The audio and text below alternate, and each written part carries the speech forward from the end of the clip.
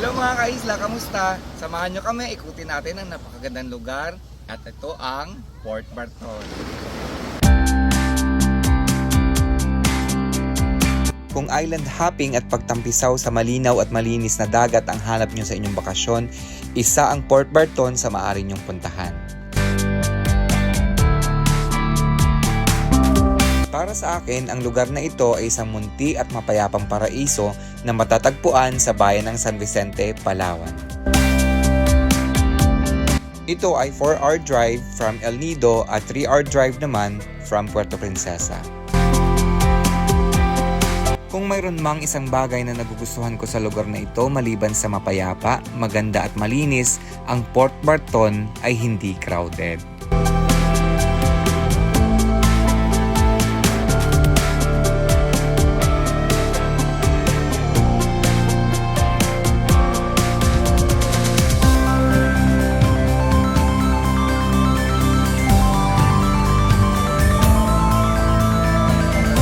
At syempre, marami ring afam, char.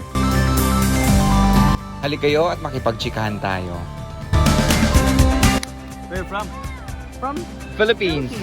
From Puerto Princesa.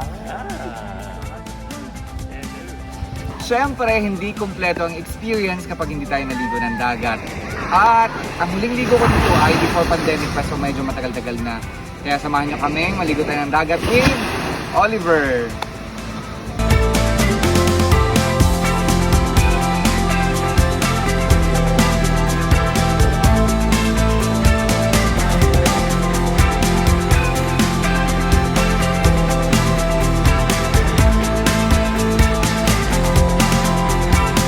At syempre mga kaisla, dahil nandito ako sa Port Barton, may isa pa akong napakagandang bisita.